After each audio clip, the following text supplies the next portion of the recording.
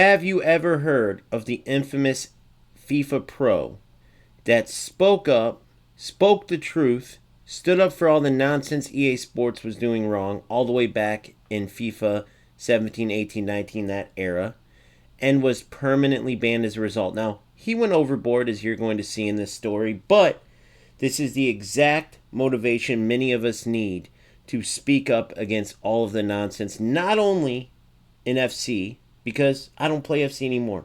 They've overstayed their welcome as far as my gaming experience with them goes. And I know that's the case with many players.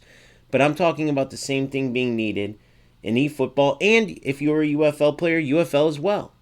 Both Konami and Strikers have put a ton of nonsense in their games, and people need to speak up, and this is the perfect story to show you just how shaken these development companies get when the player base speaks up. In this case, remember, out of the millions and millions that play, it took one player. Yes, he was a pro. Yes, he had a bigger audience from being a pro, but it was still just one player.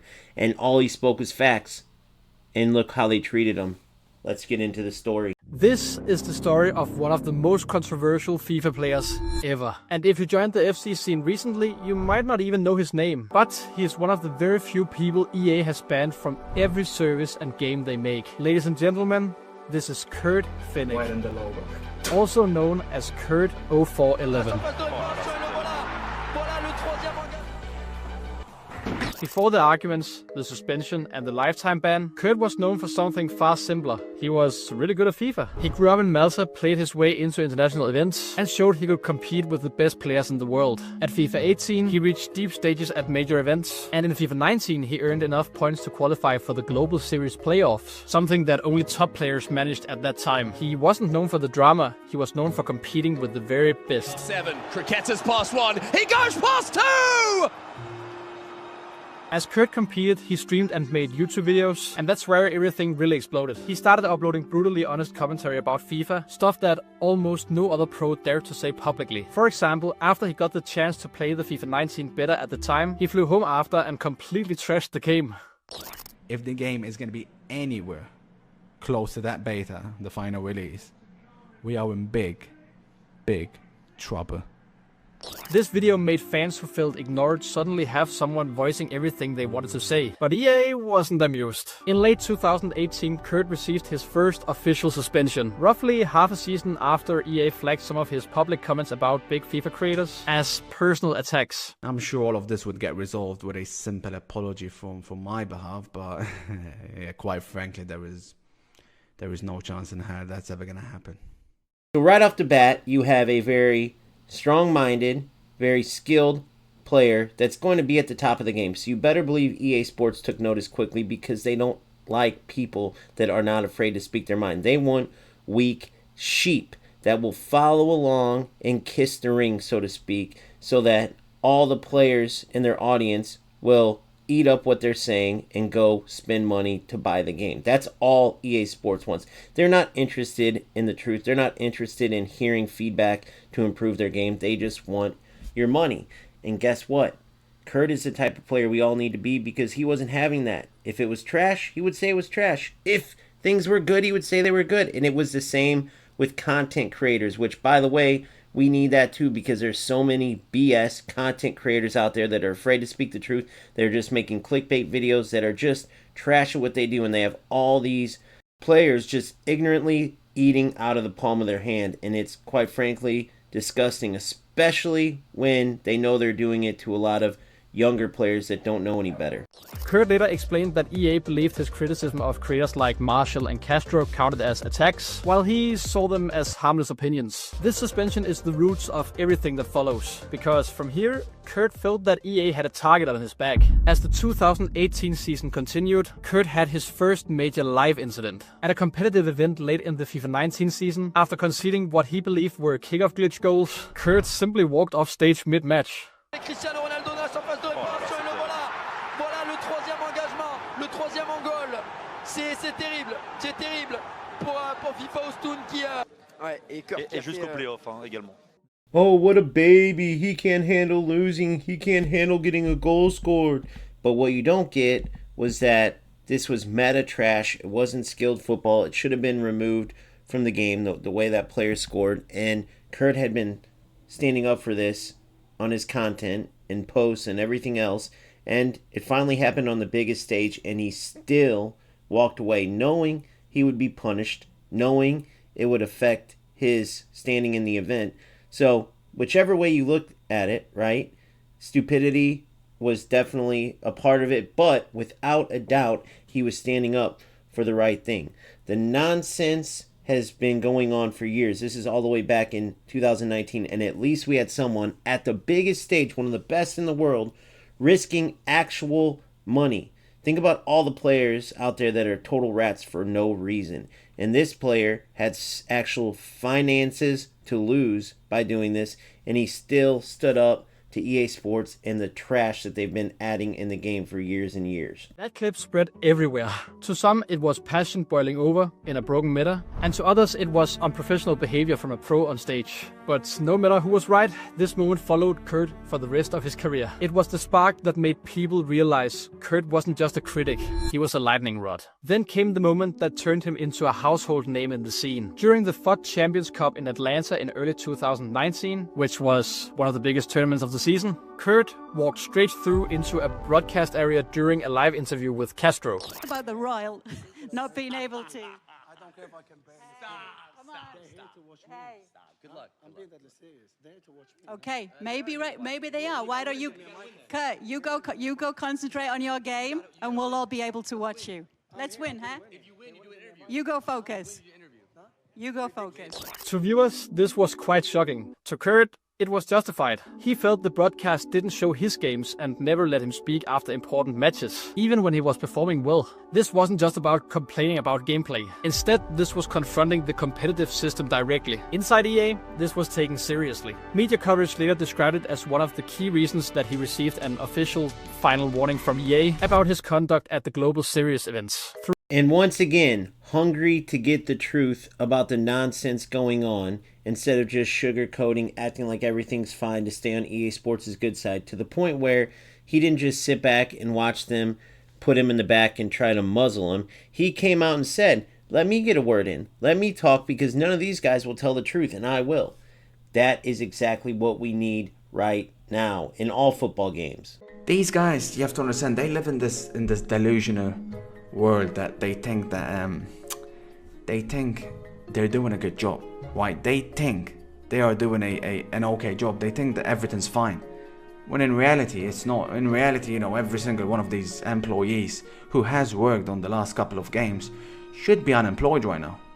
Let me tell you this, that might be a bit of a relief to a few of them, but yeah, in the long run, it won't be pretty.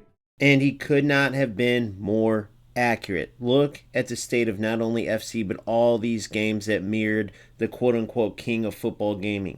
The absolute garbage path they've gone down, and it got probably even worse than Kurt thought, but maybe not. Maybe he saw exactly where it was going, and that's why he tried to speak up. He grew some balls and actually spoke the facts, trying to let the player base know, and then even getting on other content creators for brushing things under the rug and not speaking up even though they had a voice. So, you tell me anywhere that this guy shouldn't be applauded for what he was trying to do for the greater good of the game that people spend a ton of money and time on. The tension was now personal. In October 2019, during a livestream, Kurt hit a breaking point. He ranted about EA, shouted things towards EA, grabbed an official EA FIFA scarf, and spat on their logo. You son of a bitch! You can't beat me! Even on this piece of trash game! Fuck you, EA! Fuck, I'm not playing this guy! Fuck you, Corey! All of you! Hey!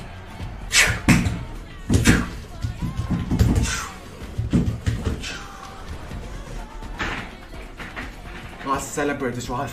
I'll frame my own draw. I'll take a screenshot right now of this draw. Actually, wait, I'll defend this kickoff here, don't I? I'll take a screenshot of this draw and I'll frame this draw. I'll frame it. I'll frame it myself.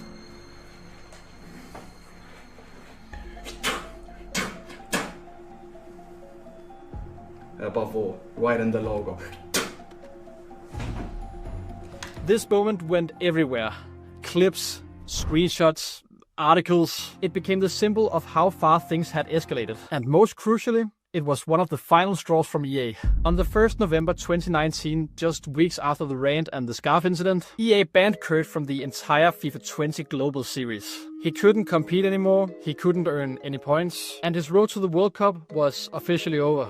EA said publicly that this suspension was due to repeated abusive behavior, and Kurt called the decision tough to take, said the people behind it was cowards, and claimed that EA told him only after he had qualified through that weekend's online matches, something that required hours of grinding and flawless performance. To Kurt's supporters, this obviously felt like censorship. To his critics, it was the result of ignoring warnings for over a year. And to EA, it was a justified disciplinary action. But the story wasn't finished.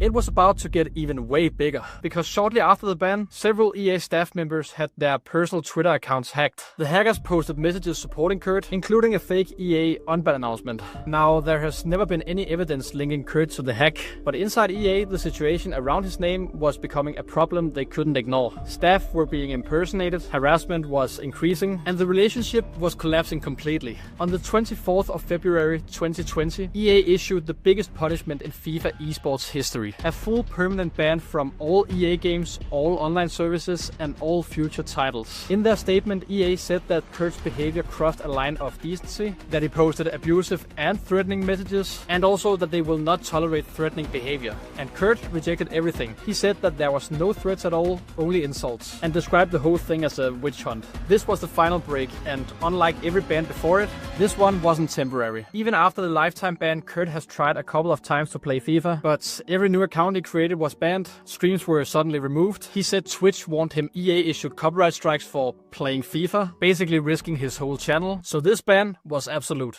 Flash forward to today, 5 years later after the lifetime ban, Kurt is still one of the most recognizable names in FIFA history. But he exists completely outside the game he built his career on. And what makes all of this even more beautiful and ironic is how much EA has changed in the years since. Hold on, let me stop you right there. I'm not saying Kurt didn't make an impact, and actually, now we need to watch this video and understand what Kurt was trying to do more than ever. So hopefully, my little old channel can get some views on this and people can get inspired, because they can't permanently ban us. EA Sports, Konami, Strikers, any game development company, they don't want us to speak up because they want the player base to be like sheep and just pay them money. If everyone were to speak up even do half of what Kurt did, the development companies would be forced to make the changes that we want. Not the rats, but that we, the true players, want. And this is vitally important because none of these companies, especially EA Sports, have truly changed. Now, after FC25, when people have spoken up the most, not nearly good enough compared to what Kurt did, obviously, but at least enough to get some changes. And without a doubt, EA Sports improved FC26 because the player base spoke up. That's 100% true, but still the trash servers, still making the same mistakes because we didn't do enough to really show that we meant business, that we would not play this game, that we would go to great lengths to make sure that any BS they tried to throw at us would be spread and spread loudly so that there was no players that didn't understand what was going on. And that would lead to less money being spent, less players buying the game, and ultimately players leaving the game, which the development companies do not want. So no matter how much they didn't like everyone speaking up, they would have to 100% listen to the player base, which is not the case right now. All of the nonsense, all of the we made FC26 for you, and Konami acting like they listen however they act like, and same with Strikers, it's all smoke and mirrors. There's so much trash more than ever in all of these football games, and it's largely because the player base sits back and lets it happen and keeps spending money and keeps playing the game. And I'm as guilty of it as anybody.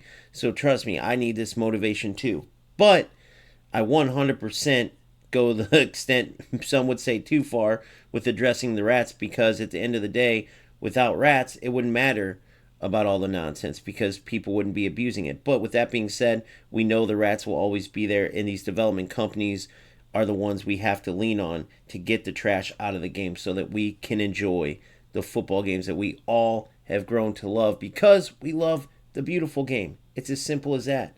So shout out to Kurt, shout out to Foot GG, because this was an excellent video and at a perfect time to discover it. I don't even know how long it's been out, but I'm glad that I could hopefully spread it more. Make sure you go and give this gentleman a like. Fantastic job. And make sure, if you haven't, you smash the like on this video and subscribe to the channel. Join my Discord and check out my YouTube bio for more ways that you can gain awesome perks while supporting the channel. So I'll see you guys soon.